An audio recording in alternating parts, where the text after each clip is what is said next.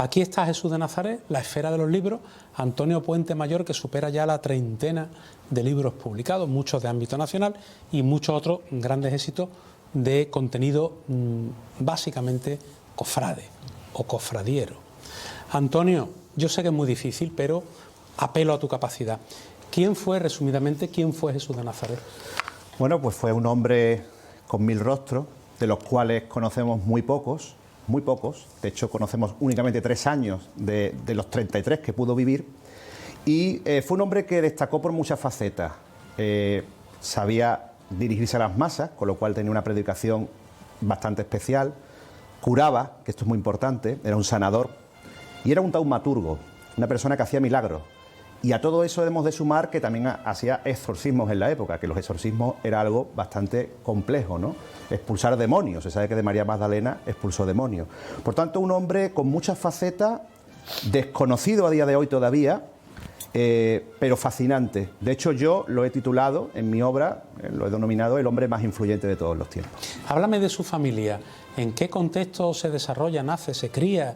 ¿Cómo es eso realmente? Bueno, la familia de Jesús de Nazaret realmente es un enigma, porque nosotros sabemos a partir de los evangelios canónicos lo que nos ha contado siempre la Iglesia, lo que hemos aprendido en las clases de religión, en las catequesis, pero realmente indagar en la figura de Jesús antes del ministerio público es muy complicado. Para eso tendríamos que acudir al Evangelio de Lucas, que nos explica el nacimiento, nos habla de la adoración de los Reyes Magos, digamos que profundiza un poquito más en esos primeros tiempos. Y luego habría que acudir a los evangelios apócrifos, a todo lo que es la tradición de unos evangelios creados entre el siglo II y el siglo XV, alimentados por la tradición, por supuesto, y algo muy importante que yo he querido también añadir en mi obra, que son las místicas, las figuras de las místicas. Unas mujeres que tienen revelaciones, que tienen visiones y que nos aportan, digamos, unos ingredientes extra, ¿no?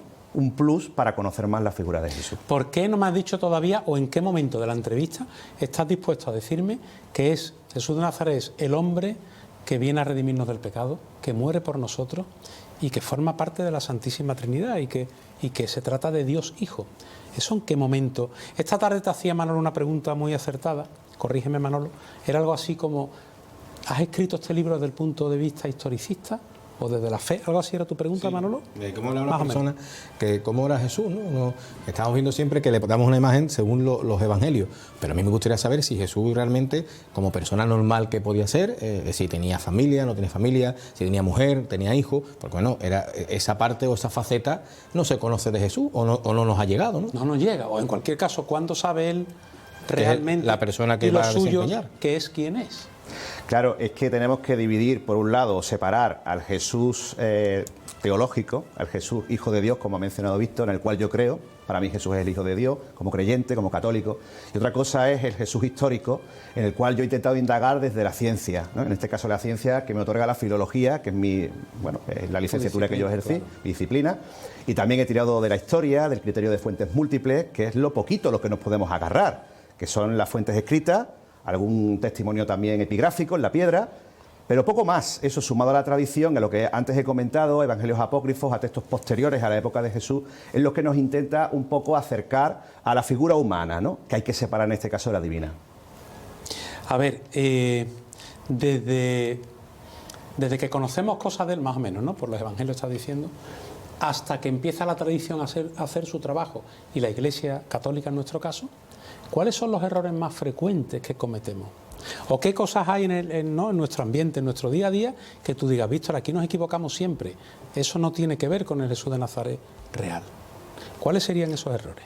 Mira, hay un tópico que solemos recurrir mucho todos, yo el primero, antes de indagar para este libro, que es el de la crucifixión, ¿no? La crucifixión la solemos atribuir a los romanos, como que Jesús es uno de los principales crucificados de la época. Se nos cuenta en los evangelios canónicos que había unos ladrones, que era un método dicho por el propio Cicerón, ¿no? Que se reservaba como el más cruel para los bandidos, para la gente que se rebelaba, digamos un método muy cruel, un método terrible, pero que siempre, no sé por qué, va asociado al Imperio Romano. Eso es un error. De hecho, vemos que los judíos en la época de Jesús acuden a Poncio Pilato para que lo condene a la cruz, cuando ellos tenían un método para los reos de muerte, que en este caso era la lapidación, ¿no? Pero es que no sabemos que los judíos también crucificaban. ¿Los judíos crucificaban, Antonio? Lo habían hecho, Víctor. En la época de Jesús no. No, lo habían hecho ¿Cuándo? concretamente un siglo antes, durante la dinastía de los Asmoneos, los reyes O sea, Asmoneos. pero perdón, los judíos crucificaban ¿a quién? ¿A judíos? A judíos. Sí, y lo sabemos por Heródoto, que es un historiador importante, que nos dice que el rey Alejandro Janeo, que es un rey de la dinastía Asmonea, llegó a crucificar hasta 800 fariseos. Y no solo los crucificó, sino que mató a las mujeres y a los niños que estaban al pie de esas cruces. O sea, algo realmente increíble. Estamos hablando un siglo antes de nacer Jesús. Con lo cual... Luego, no sé si esto es así o no, Antonio, tan burdo o vulgar, pero ¿los romanos copian ese castigo de los judíos? Lo copian, digamos, de todas las civilizaciones anteriores, porque en un mundo judío en el que ya se conocía la crucifixión, se conocía desde la época de los persas, se conocía desde la época fenicia. Hay testimonios incluso de Alejandro Magno, que llegó a crucificar a más de 3.000 personas en Tiro durante un asedio. Pues bueno, pues la manera de castigar a estos enemigos fue crucificarlos. Pocos imaginan, ¿verdad?, en el mundo helenístico a Alejandro Magno crucificando. Tenemos más la imagen de Pilato. Pues no, la crucifixión es algo bastante antiguo. Es más, hay muchos métodos de crucifixión, ¿no? Yo en el libro deslizo que se podían crucificar simplemente en un árbol, ¿no?, en un árbol desnudo, sin apenas trabajar, que era la crucifixión simple, que se llamaba, ¿no?, por ejemplo. Y luego va a tener el derivado hasta los tiempos de Jesús, claro. ¿Por qué hay tanto tiempo de la vida de Jesús que desconocemos? Ese vacío tan grande, Antonio. Porque no interesaba, porque realmente no interesaba. Porque de Jesús nos interesaba el mensaje, la renovación de la alianza, ese nuevo Adán, ¿no?, que viene a librar a los humanos, al pueblo de Israel en este caso, porque no olvidemos que Jesús predicaba para los judíos, para el mundo judío, ¿no? El mensaje universal de Jesús llega a partir de Pablo de Tarso, ¿no?, ya a los gentiles. Pero esa es la razón, el mensaje no debía ser eclipsado por otros detalles. Cuando uno habla de Moisés o habla de otros grandes personajes del Antiguo Testamento, no te interesan tanto los orígenes, te interesa realmente la labor que va a emprender, la labor de profeta, la labor del ministerio público en este caso, los milagros, mencionaba antes las sanaciones. Entonces, ¿qué más nos daba dónde hubiera nacido, quiénes hubieran sido sus padres, cuáles eran sus orígenes? Es algo que los primeros cristianos se van a ir preguntando con el paso de los siglos y van a ir surgiendo esos evangelios apócrifos, esos textos pospaulinos y todo lo que tenemos a partir de entonces. ¿Cómo llegó Jesús de Nazaret a ser quien es? Es decir, vivió en una época en la que hubo varios mesías, ¿no? Incluso a la misma vez que Jesucristo, coexistieron varios mesías. Porque él por encima, porque él consiguió todo eso, ¿no? Me parece fascinante. ¿Era algo normal que hubiera tantos mesías? Era normal en una sociedad en la que existía, por un lado, el miedo, siempre que ha habido el llamado milenarismo, ¿no?, era el miedo al apocalipsis, al fin de los tiempos, eso por un lado, ¿no? Y por otro lado también era importante encontrar un Mesías que los librara del yugo romano en este caso, ¿no?, la gran preocupación de los judíos, ¿no?, era ese. Entonces surgieron, efectivamente, Simón el Mago, por ejemplo, por mencionaros a uno, ¿no?, fue uno de los más populares porque evidentemente hacía labores de taumaturgia, en cierto modo, de magia. Entiéndase la magia no como el ilusionismo de nuestros días, sino más bien como actos sobrenaturales que ya encontramos incluso en el entorno de los faraones en Egipto, ¿no? Entonces, pues esa es la razón. Jesús, además de tener una labor de taumaturgo, de sanar, de sanador, ejercía pues otro tipo de acciones. Hemos mencionado los exorcismos y también, por supuesto, los grandes discursos. Es un hombre que destaca desde el principio. Y si tú me preguntas el por qué, yo creo que es porque tuvo una formación extra.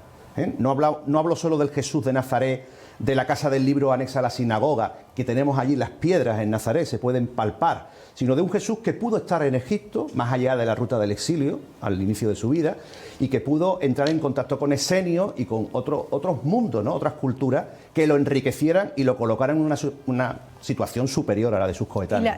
Ay, perdona, Manolo, la sábana santa de Turín puede ser esa reliquia, una justificación de que de verdad era el Hijo de Dios.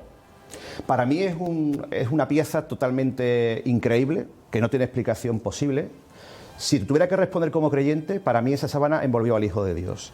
Si tuviera que responderte como científico, en este caso como filólogo, que he leído muchísimo sobre la sábana, he estado en contacto con especialistas, pues te diría que es efectivamente una pieza de lino con una serie de características que a día de hoy la ciencia todavía no consigue explicar. ¿Vale? Se ha hablado mucho sobre ella, pero a día de hoy nadie sabe reproducirla y nadie sabe explicar cómo se formó. Es curioso, y hemos estado hablando antes, ¿no?, de cómo Jesús, cuando llega un momento de que Herodes se ve, digamos así, atemorizado porque puede perder su reino y el poder, hace la matanza de los niños, y Jesús, que es el periodo ese que está de Jesús que desconocemos, ¿no? y se va a Egipto, ¿no? Siempre hemos dicho que la cultura egipcia siempre ha tenido que ver algo con el tema de lo que es la resurrección, algún tipo de, un poquito fuera de lo normal, ¿no? Y tú encima me dices que es allí donde puedes encontrar ese tipo de donde Jesús la culturización de Jesús a la hora de expresarse, de hacer esa predicación pública. ¿Tiene que ver mucho ese periodo y lo que es la zona de Egipto para que Jesús sea la persona que realmente vuelve con esos conocimientos? Yo creo que Egipto influye en Jesús. Ya desde los primeros tiempos tenemos una tradición, la tradición copta. En la iglesia copta, por ejemplo, en el Cairo, hay una larga tradición de la estancia de la Sagrada Familia. Y yo creo que Jesús pudo regresar a Egipto, más allá de ese periodo inicial de 2 años, ¿no? Primero por la cercanía geográfica. Es como nosotros desde Sevilla podemos cruzar fácilmente a Portugal. Pues ellos, en una provincia prácticamente que es equivalente a nuestra provincia de Badajoz, es un territorio bastante limitado geográficamente, era posible el salto. Y luego por los propios intereses, yo creo que del propio Jesús. Yo me imagino a una persona inquieta, una persona que entra en contacto además con otras lenguas muy pronto. Hay que explicar que Nazaret estaba a 4 kilómetros de Séforis, que era una ciudad que había sido destruida por los romanos y reconstruida por Herodes Antipas. Estamos hablando en la época de la infancia y juventud de Jesús, ¿no? Entonces, José, que en los textos nos viene presentado como un tectón. Ojo, un tectón no significa el carpintero del que siempre hemos hablado, sino más bien un artesano, un constructor, pudiera participar en esa reconstrucción de la ciudad de Séforis y llevarse incluso a su hijo a participar con él, ¿no? Allí se hablaba, por ejemplo, el griego, se hablaba el latín, se hablaban diferentes idiomas que pudieron influir mucho en la formación inicial de Jesús. Lo convirtieron, digamos, en una persona cosmopolita, ¿no? Mucho más allá del reducto pequeño que era la aldea de Nazaret. Eso, sumado a esos posibles viajes que mencionábamos de Egipto, yo creo que pudieron formar esa persona con esos carismas y esa capacidad para dar esos grandes discursos, más allá de una persona que únicamente hubiera salido de una aldea. Me gusta mucho a mí, Antonio, me ha gustado el escrúpulo, la limpieza del orden de la estructura del libro, porque es muy fácil, te va llevando de una manera cronológica, fácil, se ve ahí tu capacidad, ¿no?, para convencer, tus capítulos, está perfecto. Entonces, desde que conocemos cosas de él hasta esa última frase en la que él dice: ¿y vosotros quién decís que soy yo? Está a punto de empezar la pasión. Por cierto, me conmueve mucho cómo explicas que para ti te parece algo sublime, importantísimo, lo que debió pasar en el huerto de Getsemaní. Ahí te paras un poco a decirnos que allí pasaron cosas muy grandes, entre misteriosas, potentes, ¿verdad? Bien. Totalmente. Te has ido enamorando del personaje, quiero que me entiendas. Los dos somos hombres de fe, pero has ido conociendo, ¿no?, al tiempo que estudiabas, habrás descubierto cosas que no sabías. Muchísimas cosas que no sabía. El Jesús de Nazaret te ha ido enamorando en esa vida previa, antes del arranque de la pasión, ¿eh? ¿Te ha ido enamorando?